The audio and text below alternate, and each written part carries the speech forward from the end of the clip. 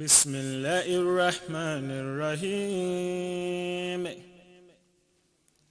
سلام عليكم كتب ربكم على نفسه الرحمة أنه من عمل منكم سوءا بجهالة ثم تاب من بعده وأصلح فأنه غفور رحيم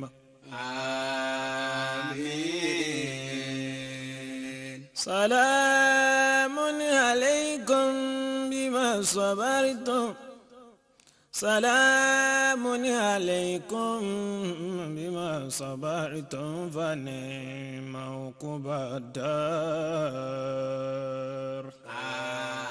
آمين.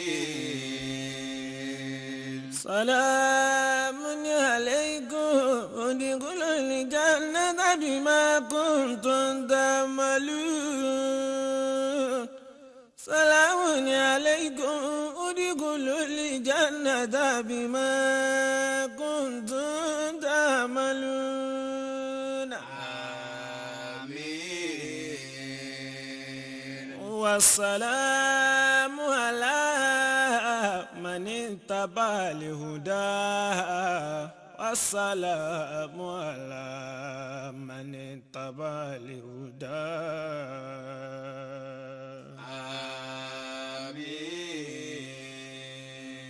وسلام عليه يوم ولد ويوم يموت ويوم يبعث حيا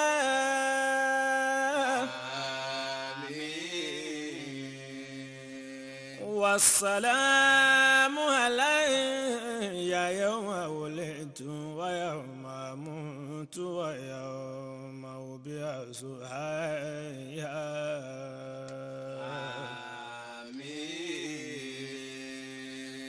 سلام قولا من رب رحيم سلام قولا من رب رحيم سلام على نوح في العالمين أشهد أن لا إله إلا الله أشهد أن محمد رسول الله أشهد أن محمد رسول الله حي على الصلاة حي على الصلاة حي على الفلاح حي على الفلاح الله أكبر الله أكبر لا إله إلا الله. Brothers, please move forward. أعوذ بالله السميع العليم من الشيطان الرجيم. بسم الله الرحمن الرحيم. الحمد لله رب العالمين. نحمده ونشكره ونستعينه ونستهديه ونتوب إليه. ونعوذ بالله من شرور أنفسنا ومن سيئات أعمالنا. من يهده الله فلا مضل له ومن يضلل فلا هادي له. وأشهد أن لا إله إلا الله وحده لا شريك له وأشهد أن محمدا عبده ورسوله. اللهم صل وسلم وبارك على محمد وعلى آله وأصحابه ومن اتبعهم بإحسان إلى يوم الدين. Amma ba'd. My dear brothers and sisters in Islam, the title of my khutbah today is Islam and Good Neighborliness. Islam and Good Neighborliness. We know that Islam is a very, very comprehensive religion that aims at creating a God-conscious society. Not only that, but also a humane and brotherly society that promotes peace and harmony between people. And as we know, people cannot live in isolation, no matter what we do. Allah has created us as social animals. Wherever we are, we have people living around us. And you find out that for this reason, Islam promotes good neighborliness. People that we live with, we must be able to live in harmony with them. Islam promotes a caring society where everyone feels safe and welcome. Thus, even though worshipping of Allah in ibadat is very, very essential, apart from sincerely worshipping Allah, Muslims have an obligation. Allah has given us an obligation also to be good to our neighbors. You know, there's an English statement that says that good neighborliness is next to godliness. This actually is what Allah enjoins upon us in the Quran. You see in the Quran an ayah in Surah An-Nisa, which I want us to reflect over, whereby Allah demonstrates actually that good neighborliness is next to godliness. Every civilization knows that. I mean, the Arabs will tell you that al-jaru qabla tariq. They will tell you that, you know, the neighbor comes first even before the road. That is, if you want to hit the road, you know, a good companion comes first before actually taking the steps into the road. Or if you want to live, and we know, actually, in life we do it. If you want to rent a house, all the time they advise you to look at the neighborhood first. Ask questions about the neighborhood. No matter how beautiful the house you want to hire is, you first want to be sure that the neighborhood is in harmony and conducive. Much more if you want to buy a house. Therefore, Allah enjoins us. Allah put good neighborliness next to godliness in Surah An-Nisa. Quran chapter 4, ayah 36. Allah says, وَعَبُدُوا اللَّهَ وَلَا تُشْرِكُوا بِهِ شَيْئًا وَبِالْوَالِدَيْنِ إِحْسَانًا وَبِذِي الْقُرْبَى وَالْيَتَامَى وَالْمَسَاكِينِ وَالْجَارِ ذِي الْقُرْبَى وَالْجَارِ الْجُنُبِ وَالصَّاحِبِ بِالْجَنبِ وَابْنِ السَّبِيلِ وَمَا مَلَكَتْ أَيْمَانُكُمْ إِنَّ اللَّهَ لَا يُحِبُّ مَنْ كَانَ مُخْتَالًا فَخُورًا. Allah starts with the greatest obligation that we owe Allah, that is worshipping Allah. Therefore Allah says, do wa'budu Allah wa la tushriku bihi shay'an. Make sure that you worship Allah sincerely and do not associate anything with Him. That is godliness. Worship Allah and make sure that you do not associate anything with Him. Then after that Allah says, وَبِالْوَالِدَيْنِ إِحْسَانًا. Then you have to be good to your parents. You have to be good to your parents. And that's exactly where neighborliness starts. They say charity begins at home. After you have maintained godliness, you worship Allah sincerely without associating anything with Him, then those who are close to you, Allah says, do good to your parents. وَبِذِي الْقُرْبَى, and your relations, those who are near you. وَالْيَتَامَى, to the orphans. وَالْمَسَاقِينَ, to the poor people. Allah says, be good to them. Allah now says, وَجَارُ ذِي الْقُرْبَى, and your near neighbor, وَجَارُ الْجُنُبِ, and your further neighbor. Allah mentions this clearly. So you find out in the Quran, even in the Quran, Allah puts good neighborliness to godliness. You know, Allah now says, وَالصَّاحِبُ بِالْجَنْبِ, even when you are traveling, the companion by your side when you are on the road, Allah says you should do good to them as well. وَابْنِ السَّبِيلِ, and the wayfarer. وَمَا مَلَكَتْ أَيْمَانُكُمْ, and you should also be good to your slaves or your servants, those under your control, because إِنَّ اللَّهَ لَا يُحِبُّ مَنْ كَانَ مُخْتَالًا فَخُورًا. Allah does not love anyone who is pompous and boastful. You know, one of the things that actually makes us not to be good to neighbors, you find if you go to some other high-brow areas, people even don't talk to one another. You know, people live in their ivory towers. You know, they raise their heads up. Through pompousness and arrogance, they don't want to relate with their neighbors, people near them. So when Allah talks about good neighborliness next to godliness, Allah ends the ayah by saying, إِنَّ اللَّهَ لَا يُحِبُّ مَنْ كَانَ مُخْتَالًا فَخُورًا. Allah does not love those who are arrogant and pompous, who do not deal with their neighbors. You think you are better than them. You think you cannot interact with them. Allah says no. We don't like such people.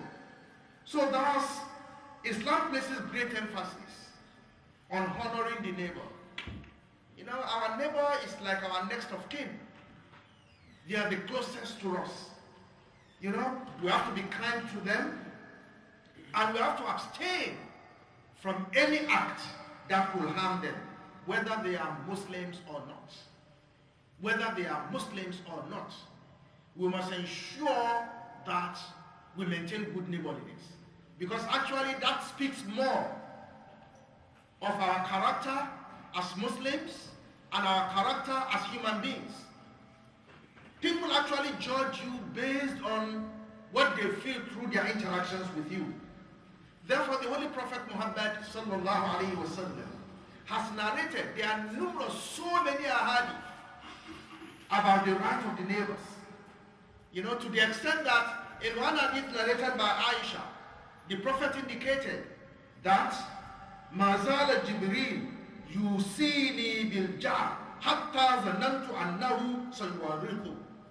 He said Jibreel continued to warn me all the time about the right of my neighbor, until it reached a point I thought he would tell me that my neighbor has a right to inherit my property. I mean, for you to be able to know how many, so many hadith, if you look, I mean, in any book of hadith, you see a lot of hadith on the rights of the neighbor. And the Prophet mentioned this. And if the Prophet says Jibreel continue to remind him, then it is a direct injunction from Allah. Because Jibreel brings wahi, Jibreel only communicates what Allah directs him to the Prophet. So the Prophet said, Jibreel continued to warn him about the neighbor, the jar, until the Prophet started thinking that maybe I think the neighbor, I will be warned about the fact that the neighbor has a right of inheritance. You know? So it's very, very essential that we bear this in mind. Based on the provisions of Quran chapter 4 verse 36, which I have read to you now, whereby Allah puts good neighborliness to godliness, and the different ahadith, the different many ahadith that are from the Prophet about neighbors, the ulama have identified that the duties of neighbors are many. The duties of neighbors are that we must protect the interest of our neighbors when they are absent. That is, protecting the interest of the neighbor during their absence. Don't say that it doesn't concern you. You know, for example, I mean, you have a neighbor on your right, on your side, and maybe they have traveled and they have closed their door. Somebody is trying to burgle into their house, and you do as if you do not worry. No. If you do that, you are not fulfilling, there are traditions that talks about the fact that you need to protect the interest of the neighbor during their absence. And you have to show the neighbor respect during their presence. That is, when they are available, you show them respect in various ways. Today, because of the world in which we live, people don't even greet one another.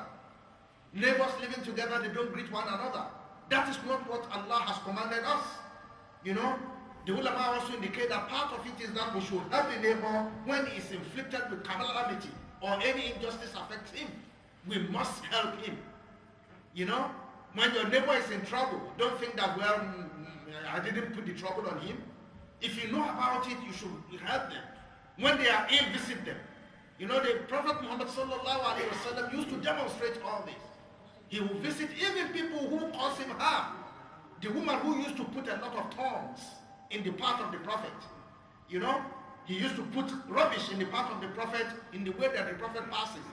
One day the Prophet was going and he didn't see any thorns there. He thought, this woman, maybe something is wrong with her. Think about it. Somebody who used to put harm in your way. That's her practice. So it didn't, one day you are going, it didn't happen. The Prophet went to our house to see. He said, why are you coming to see me? He said, well, because I didn't see your handiwork today. So I thought maybe something is wrong with you. And the woman was actually sick.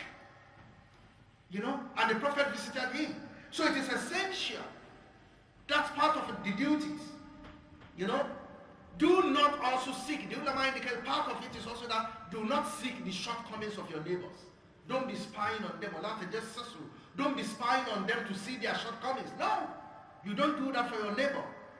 You know, there was the other day, there was something on the news whereby somebody, has put in, went into his loft and has put in a CCTV camera, a secret camera in the loft, looking into the building of his neighbor. So seeing everything that they are doing, which is completely prohibited in Islam. You don't spy on your neighbor in order to find their shortcomings. Even if you happen to know their faults, you must not broadcast them. That's what the Prophet commanded. Even if you know the faults of your neighbors, don't broadcast them. You only have to try to discourage them from their bad habits. If you know any bad habits from them, when they offend you, you have to forgive them. These are all the names. In short, you need to treat your neighbors well and live with them in a noble manner. You know, the Prophet warns us that we should not leave our neighbor in fear of our heart. That is, your neighbor does not trust you. You know, they are always in apprehension that maybe you want to harm them. So it's very, very essential, you know, based on this ayah of the Quran and many hadith, that we should encourage good neighborliness. But who is our neighbor? Who is our neighbor when we talk about neighbor? Who is the neighbor? Quran chapter 4 verse 36, the ayah which I recited in Surah Al-Nisa, gives us a general clue on this. When Allah says, وَعَبُدُ اللَّهَ وَلَا تُشْرِكُوا بِهِ شَيْئًا وَبِالْوَالِدَيْنِ إِحْسَانًا وَالْجَارِ ذُو الْقُرْبَى وَالْجَارُ الْجُنُبِ. You know, it gives us an explanation of it. You have neighbors who are near, you have neighbors who are far. And the ulama tafsir have explained this. When the Quran talks about Jaru Zul Qurba or Jaru Junub, the near or the far neighbor, this could be in relation to proximity of space. You know, that is maybe next door or far down the road. Or proximity of culture. You know, proximity of culture. Somebody who is near to you in culture, like religious culture. Somebody who is a Muslim, your neighbor a Muslim. He's near to you in culture because you share the same religion. But somebody could be next door to you, but far to you in culture. He's not a Muslim. He's not from your nation. So, they are far, even though they are far to you in culture, Islam says you should deal with them in a good way. Even though they are far to you in time, in space, you should deal with them in a good way. You know, Imam Qurtubi, if you look in Tafsir al-Qurtubi, this ayah, Quran chapter 4 verse 36, Imam Qurtubi says, قُلْتُ عَلَى هَذَا فَالْوَصَّاةُ لِلْجَارِ مَعْمُورًا بِهَا مَنْدُوبٌ. You know, he says that, doing good to neighbors, which have been commanded here, is highly, highly recommended. Musliman kana or kafiran. Whether the neighbor is a Muslim or a kafir. Find Tafsir al-Qurtubi. He mentions clearly, he says this command relates to whether the person living near to you is a Muslim or a kafir. وَهُوَ الصَّحِيحُ وَالْإِنسَانِ قَدْ يَكُونُ بِمَعنَى مُسَاوَاةٍ وَقَدْ يَكُونُ بِمَعنَى حَصَلَ الْإِشْرَةِ. He said, and when the command that you should do good to him involves that you should treat them well, you should treat them equally and well, and also you should relate with them. وَكَفَ الْأَذَى, and also preventing harm from happening to them. This is what Imam Qurtubi says about the ayah. So you are able to see that whether your neighbor is a Muslim or a non-Muslim, Islam commands us that we should deal properly with them. You know, otherwise we will not be good ambassadors of Islam. In one hadith, the Prophet ﷺ categorized neighbors into three. In this hadith, and Hassan ibn Sufyan قال رسول الله صلى الله عليه وسلم الجيران ثلاثة. He said neighbors are of three categories. جار له حق واحد جار له حق واحد وجار له حقان وجار له ثلاثة حقوق. فالجار الذي له ثلاثة حقوق الجار المسلم ذو الرحم، فله حق الجوار، حق الإسلام، وحق الرحم.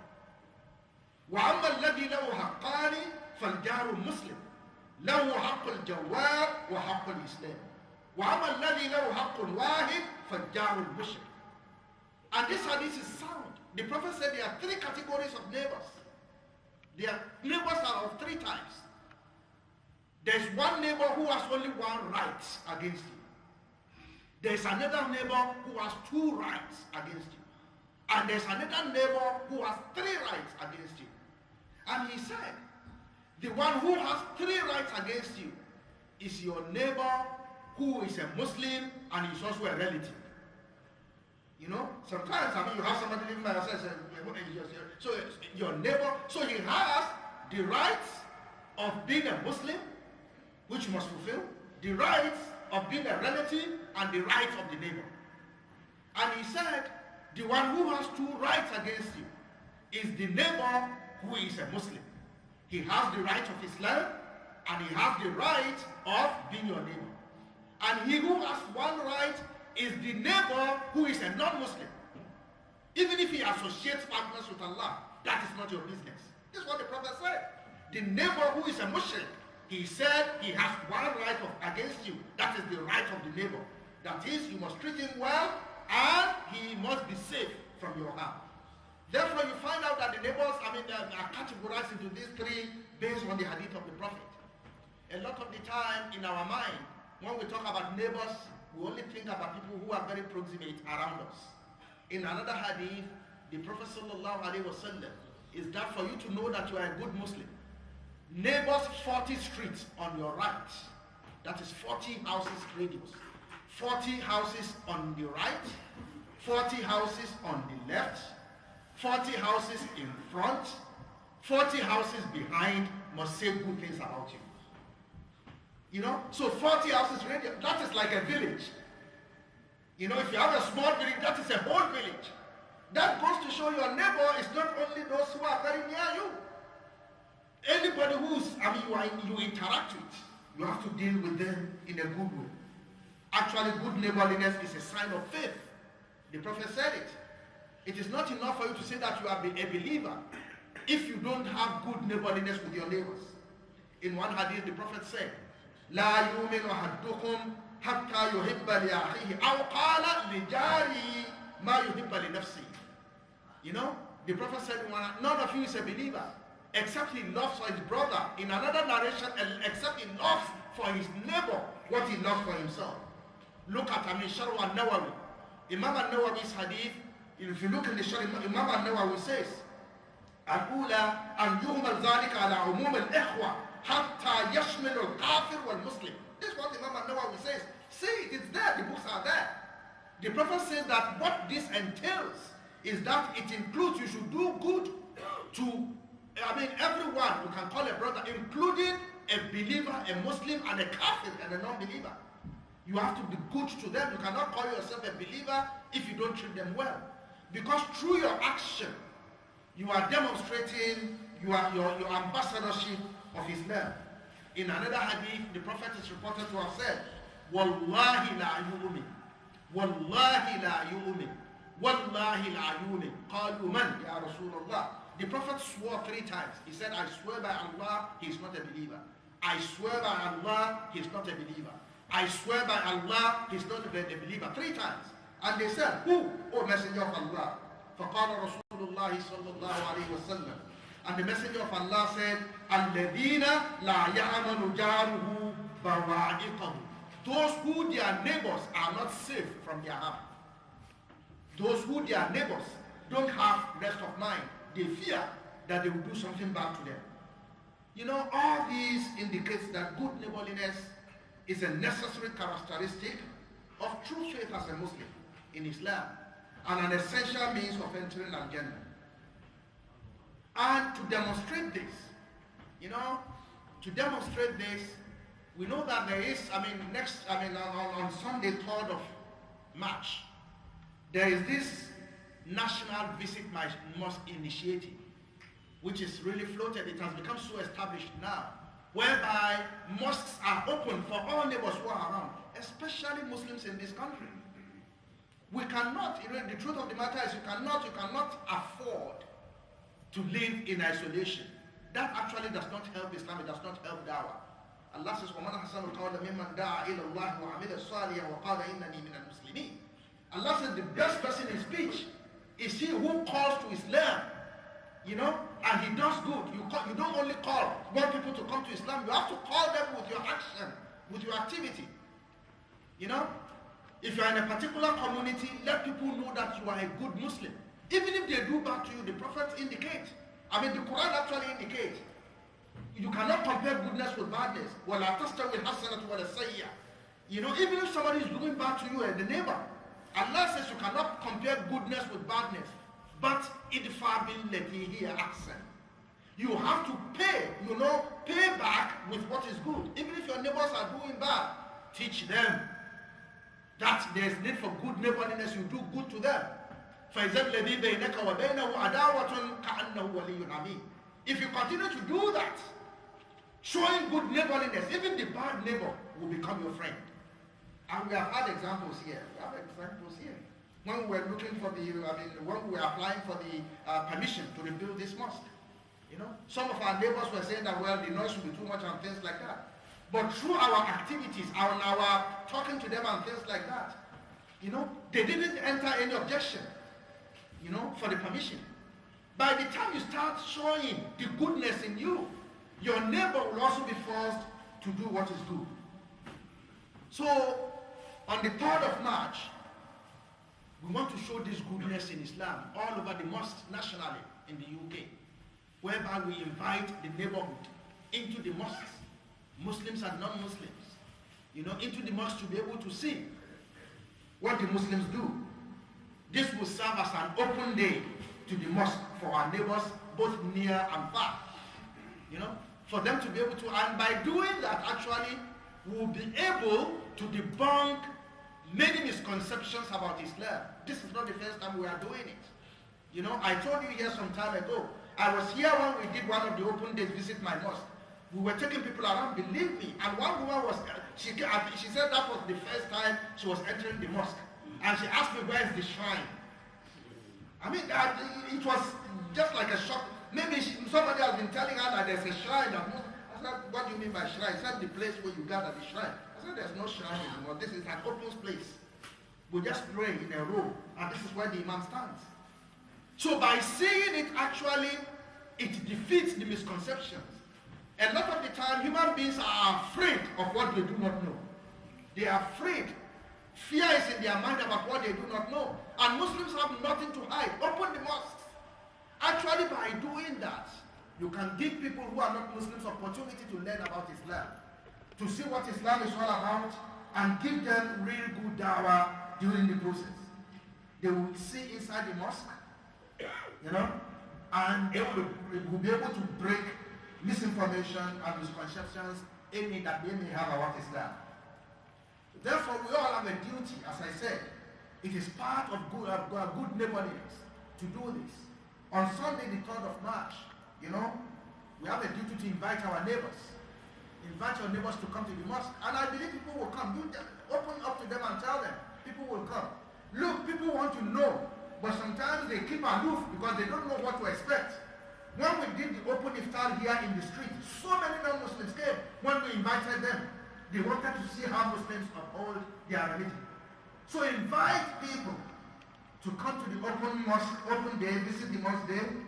You can bring your neighbors. If you have neighbors, it's part of good neighborliness. Invite them to come and visit our mosque and see. If they come, you have ajr. They can be able to see. Even if they do not come, your niyyah will reward you of ajr.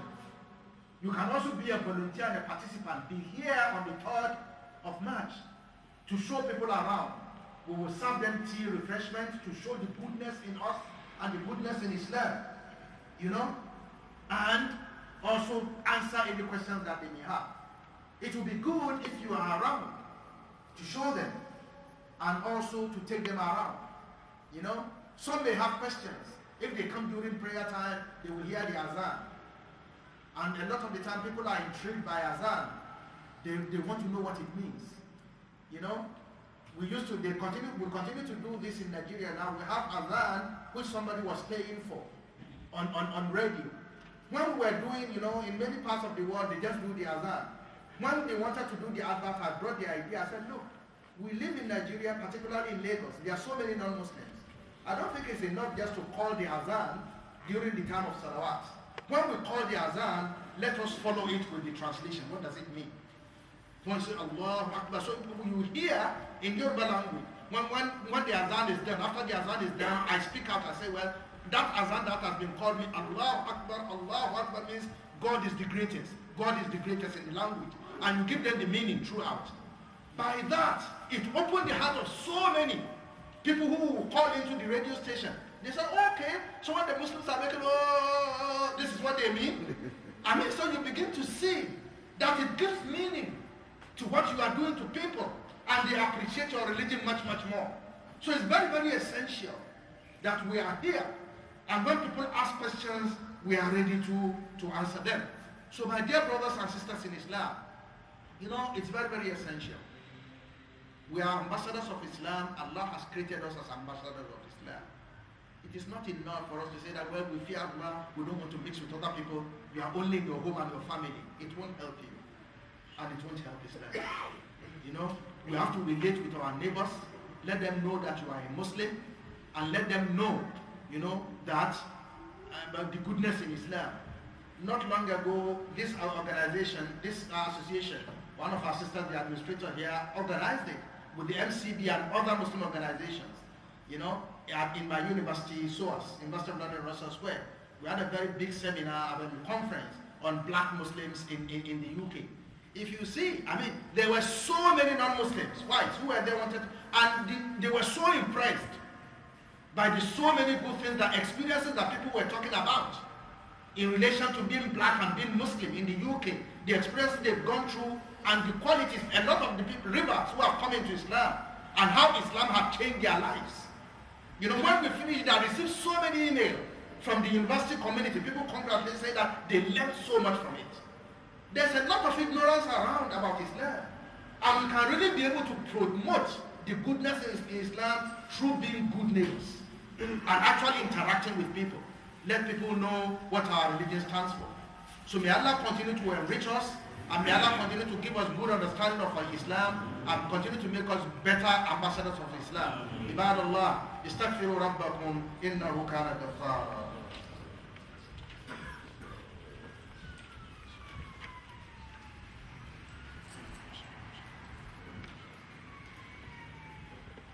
Ibadallah, inna Allah wa malaikatahu yusalluna ala nabi.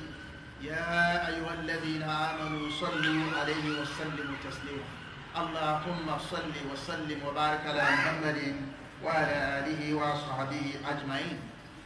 I mentioned towards the end of my khutbah that the National Visit My Mosque initiative is on the 3rd of March. We should all be part of it. Now, the second part of the khutbah, I want to emphasize that, you know, this Visit My Mosque initiative, every year it has a theme. To make it meaningful, they will give it a theme for people to reflect over. And the theme for this year's Open My Mosque initiative is Islam and the environment. That is, the contribution that Islam can make for a better environment. Actually, our neighbors are part of the environment. So it relates to one another. Good neighborliness is part of making the environment conducive. And we know that Islam emphasizes protection of the environment. Every Muslim must know this, and places responsibilities on us as Muslims to maintain cleanliness and tidiness in our environment. You know, the Prophet tells us, "An-nazafatu nisful iman." The Prophet indicates that cleanliness is half of faith.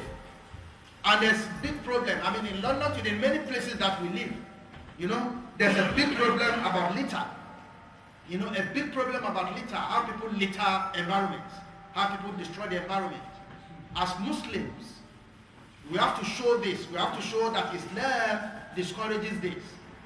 You know, the statistics have shown that in the UK, for example, about 25 million tons of rubbish are dropped every year. And it costs taxpayers about £1 billion a year to clean. And different types of litters, chewing gums, and people just throw litter around. Muslims should not be part of this. You know, and that's the thing. It's part of good neighborliness. Muslims should not be part of this.